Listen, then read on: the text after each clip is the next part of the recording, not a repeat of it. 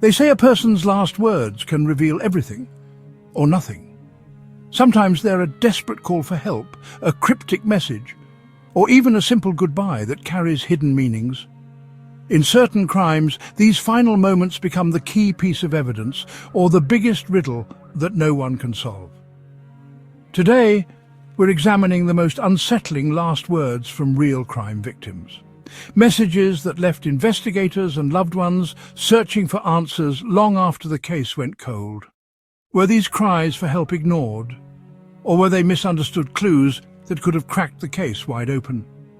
Stay with me until the end, because one of these stories involves a message so puzzling that even decades later, no one has deciphered its true meaning. If you love true crime, subscribe now so you don't miss next Saturday's episode, where we uncover the strangest 911 calls ever recorded.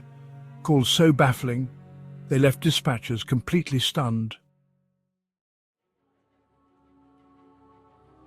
Brandon Lawson, a young father from Texas, was a hard-working man who wanted to build a better life for his family.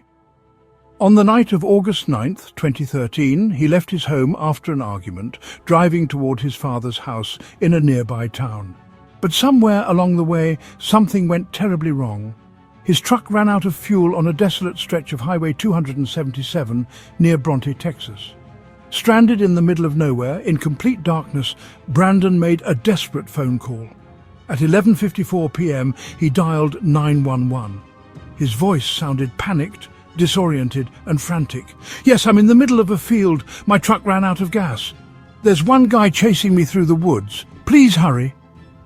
The dispatcher tried to get more details, but Brandon's words became even more difficult to understand. Some listeners believe he said something about needing the cops, while others think he mentioned a standoff or a third person at the scene. Then, in one final moment of clarity, Brandon spoke his last known words: "I need the cops. Please hurry." After that, the line went silent. When responders arrived, they found Brandon's truck abandoned on the roadside, but he was nowhere to be seen. His keys, wallet and phone were missing from the truck. The gas can he was supposedly going to retrieve was never found. Despite searching the surrounding area, authorities could not find footprints leading away from the site. His girlfriend and brother arrived soon after, searching the area and calling his phone repeatedly. At one point, his brother claimed to hear faint movement in the darkness, but when he called out, there was no answer. Days turned into weeks, weeks into months. Despite multiple searches, not a single confirmed clue about Brandon's fate has ever surfaced. What happened to Brandon Lawson that night? Some believe he was being chased, just as he said in his final phone call. Did he witness something he wasn't supposed to? Did he run into the wrong people on that deserted highway? Others suggest he became disoriented due to stress, exhaustion, or a possible medical episode, wandering into the wilderness, where he met an unfortunate fate. Still, others believe he is out there somewhere, having staged his disappearance for unknown reasons. One thing is certain: Brandon Lawson vanished within minutes of calling 911, and then he was gone. Ray Rivera was an aspiring filmmaker, writer and financial analyst who had recently moved to Baltimore, Maryland with his wife for a fresh start. He was ambitious, driven and working hard toward his future. But in May 2006, something changed. On the evening of May 16th, Ray received a phone call that sent him rushing out of his house. He left in such a hurry that he forgot his glasses, his wallet and even his phone. He never returned. Days later, after an intense citywide search, Ray's body was discovered inside a rarely used conference room at the historic Belvedere Hotel. Investigators quickly realized something was deeply wrong. A large hole was found in the roof of the building, suggesting he had fallen from a great height. His flip-flops and glasses were nearby, but strangely they were undamaged, despite the apparent impact.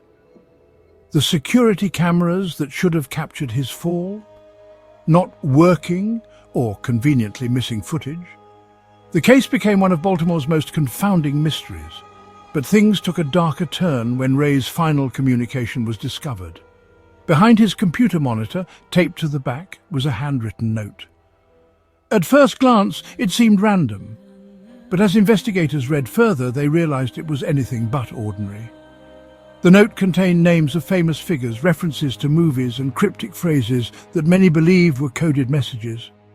Some saw references to secret societies or financial conspiracies, while others thought it was simply a personal writing project. Ray's wife and friends immediately felt something was off. In the days before he disappeared, Ray had been acting strangely, according to those closest to him. He had seemed anxious, on edge and preoccupied. Did he know something he wasn't supposed to? Authorities were quick to rule Ray's death as an accident, suggesting he fell or jumped from the hotel roof, but many refused to believe it. For starters, the distance from the roof to the hole didn't make sense. It was too far away for a natural fall. Physics experts questioned whether it was even possible. Additionally, there was no clear evidence that he had ever been on the rooftop to begin with. What really happened to Ray Rivera? Some believe he was involved in something bigger, that he had uncovered something dangerous at his finance job and was silenced. Others believe his strange behavior leading up to his disappearance suggests he may have been experiencing a personal crisis. But the note, his final known words, remains one of the biggest mysteries in the case. If someone had understood it sooner, could they have intervened before his final moments? Or was it never meant to be understood at all? From Brandon Lawson's cryptic phone call to the handwritten note found with Ray Rivera, these last communications remain shrouded in mystery. Both cases left behind strange, fragmented messages, desperate cries for help, puzzling notes, and echoes of unanswered questions. What if we've misunderstood them all along? Brandon's last phone call, in the middle of the night, was filled with confusion and fear. But it was the incompleteness of his words that continues to haunt investigators and his family. Was he fleeing from something? Meanwhile, Ray's handwritten note, discovered after his disappearance, was equally baffling. Its cryptic references to famous figures and secretive organizations opened up a world of possibilities. Was Ray the victim of foul play? Or was his anxiety over personal matters the true catalyst for his tragic end?